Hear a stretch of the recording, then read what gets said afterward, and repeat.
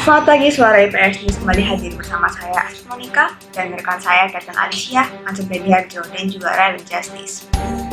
Topik besar kita pada kali ini adalah mengenai perkembangan Provinsi Kalimantan Barat.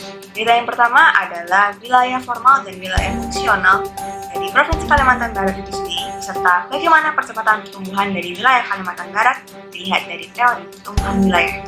Perlu Anda ketahui bahwa Kalimantan Barat secara geografis terletak pada posisi 2 derajat 5 lintang utara sampai 3 derajat 5 lintang selatan dan 108 derajat 30 sampai 114 derajat 10 bujur timur.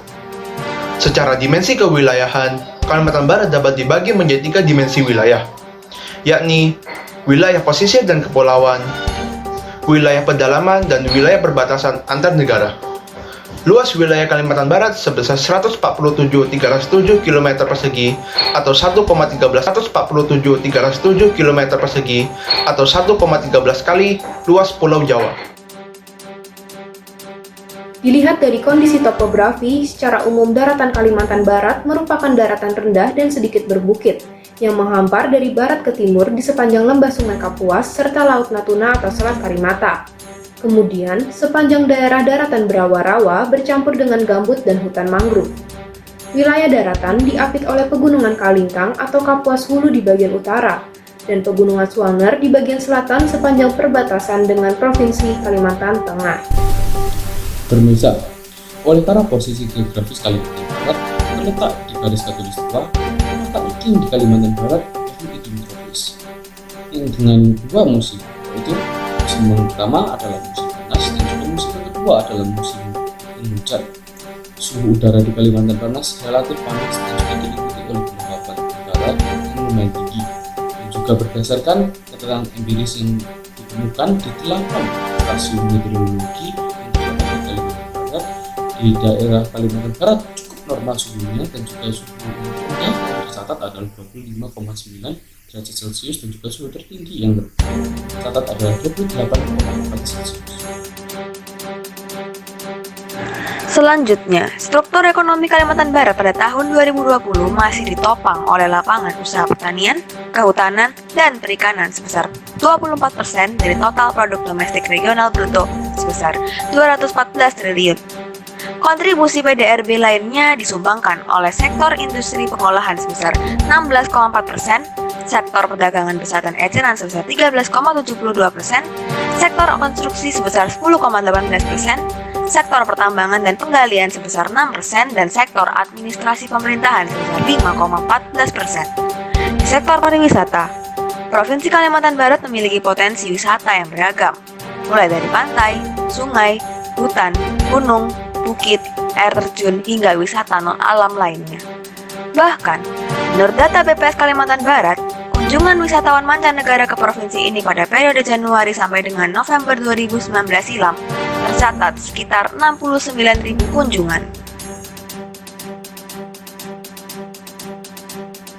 Pemirsa, selanjutnya kita akan beralih pada subtopik kita, yaitu mengenai bagaimana percepatan pertumbuhan Provinsi Kalimantan Barat dilihat dari teori pertumbuhan wilayah.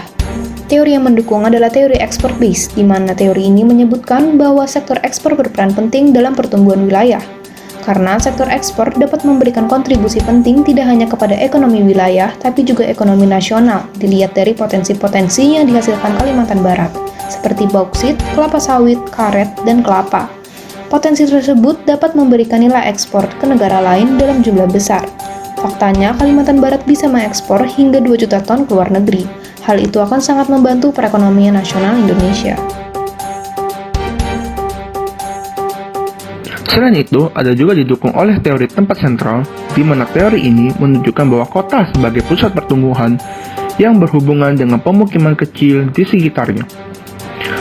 Tempat sentral ini berperan sebagai penyedia barang dan jasa bagi penduduk sekitarnya, dan kota pada dasarnya disebut sebagai pusat distribusi. Konsep yang paling penting pada teori ini yaitu ambang dan jangkauan.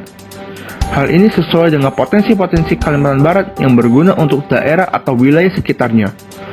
Faktanya, Kalimantan Barat dikenal sebagai penghasil CPO atau crude palm oil terbesar di Indonesia. Dan tentunya dari sana Kalimantan Barat dapat menggunakan potensi tersebut untuk memenuhi kebutuhan suatu daerah atau provinsi di sekitarnya. Pemirsa, berikut ini merupakan peta lahan penggunaan provinsi di Kalimantan Barat, di mana terlihat bahwa Kalimantan Barat didominasi oleh lahan pertanian, lahan perkebunan, dan juga hutan di beberapa kota atau kabupaten. Namun, di kota Pontianak cenderung didominasi oleh kawasan pemukiman penduduk dan kawasan perdagangan sebesar 66%. Sedangkan penggunaan lahan yang paling sedikit di Pontianak yaitu adalah kawasan ruang terbuka hijau. Dari peta ini disimpulkan bahwa percepatan pertumbuhan di Kalimantan Barat cukup lambat, sehingga Gubernur Kalimantan Barat terus melakukan perubahan percepatan pembangunan di tahunnya. Salah satu pencapaian yang telah dilakukan adalah terkait dengan program Desa Mandiri yang menjadi program unggulan.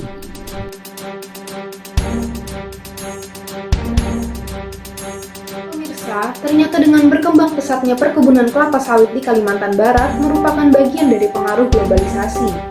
Bagi ekonom tanah, mereka melihat bahwa kelapa sawit menjadi aspek komoditas yang dapat digunakan untuk memenuhi kepentingan industrialis. Bagi masyarakat adat dengan kearifan lokal, mereka melihat bahwa kelapa sawit menjadi bagian dari kehidupan dan memiliki aspek sosial religius. Tentunya, pengaruh globalisasi ini akan membawa dampak bagi wilayah-wilayah di Kalimantan Barat yang awal mulanya adalah masyarakat tradisional kemudian beradaptasi dengan modernisasi. Ketika masyarakat tradisional bertemu dengan modernisasi, akan nampak gap yang cukup signifikan dalam kehidupan sehari-hari masyarakat, sehingga sebagian besar dari mereka mulai mengabaikan nilai kearifan lokal demi tuntutan kehidupan yang modern. Namun, perlu Anda ketahui bahwa dengan adanya modernisasi ini justru dapat membuat masyarakat menjadi melek akan teknologi. Kami Suara IPS News melaporkan bahwa dengan adanya globalisasi juga dapat membuat masyarakat Kalimantan Barat mengikuti pola hidup modernisme yang ciri umumnya adalah menetapkan standar yang sama demi kepentingan pasar. Globalisasi sendiri seakan menawarkan sebuah kebebasan yang memberikan ruang bagi setiap orang untuk berkompetisi dalam memenuhi kebutuhan hidup mereka. Pada era globalisasi seperti ini, jati diri suatu bangsa sedang diuji untuk menjadi karakter yang sebuah kebutuhan. Nah, tentunya hal ini menjadi alasan pentingnya pendidikan karakter yang untuk ditumbuhkan dalam setiap pribadi, khususnya pada masyarakat seperti orang Melayu Kalimantan Barat yang bisa menjadikan kearifan lokal mereka menjadi pedoman hidup mereka. Nah, kami Suara IPS News melaporkan. Pemirsa, kita telah mengenal konsep Society 5.0, di mana Society 5.0 merupakan penyempurnaan dari konsep-konsep yang sebelumnya. Pada konsep Society 1.0, manusia masih berada pada era berburu dan baru mengenal tulisan. Kemudian pada Society 2.0 merupakan era di mana manusia sudah mengenal pertanian bercocok tanam. Kemudian pada Society 3.0, manusia sudah memasuki era industri di mana manusia mulai menggunakan teknologi untuk menunjang aktivitas mereka sehari-hari. Setelah itu muncullah Society 4.0 yang sudah kita kenal pada saat ini, di mana manusia telah menggunakan komputer hingga internet, serta penerapannya di berbagai bidang kehidupan. Kami Suara IPS News melaporkan bahwa dalam bidang teknologi di Kabupaten Sintang, Kalimantan Barat telah menggulirkan program pemanfaatan teknologi informasi dan komputer untuk meningkatkan produktivitas dan efisiensi kerja guna pengembangan sistem perkantoran elektronik pada instansi perangkat daerah. Selain itu juga telah terpasang internet sistem wireless local area network dan pemerintah Kabupaten Sintang melalui APBD tahun 2009 telah mengembangkan website www.sintang.go.id. Pemirsa, perkembangan ini cukup berdampak positif agar transparansi proses kerja dan pelayanan publik dapat terlihat dengan jelas oleh masyarakat. Namun, dampak negatifnya ternyata pemerintah membutuhkan biaya anggaran yang banyak, terdapat kesenjangan yang lebar sehingga menimbulkan pengalokasian anggaran yang buruk dan tidak terdefinisi dengan baik. Kemudian pada Society 3.0, manusia sudah memasuki era industri di mana manusia mulai menggunakan teknologi untuk menunjang aktivitas mereka sehari-hari. Setelah itu muncullah Society 4.0 yang sudah kita kenal pada saat ini, di mana manusia telah menggunakan komputer hingga internet, serta penerapannya di berbagai bidang kehidupan. Contoh perubahan konkret ini tentunya menjadi potensi yang sangat besar dalam bidang pendidikan di Kalimantan Barat.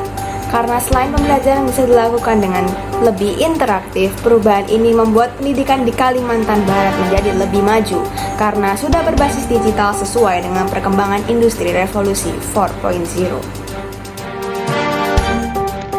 Suara IPS News melaporkan dalam kegiatan mencatat data keuangan, Provinsi Kalimantan Barat menggunakan Sistem Informasi Keuangan Daerah atau SIPKD, yang merupakan suatu aplikasi yang dibangun oleh Dijen Keuangan Daerah Kemendagri sebagai alat bantu pemerintah daerah Kalimantan Barat.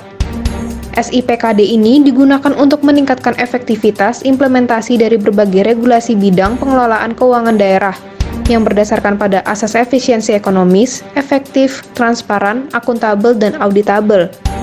Berdasarkan surat edaran nomor SE 900-122 BAKD, Provinsi Kalimantan Barat tergolong dalam wilayah 5 dalam penggunaan aplikasi SIPKD tersebut. Pemirsa, berikut ini merupakan tabel neraca keuangan tahun 2017 sampai dengan 2020 per 31 Desember di Kalimantan Barat.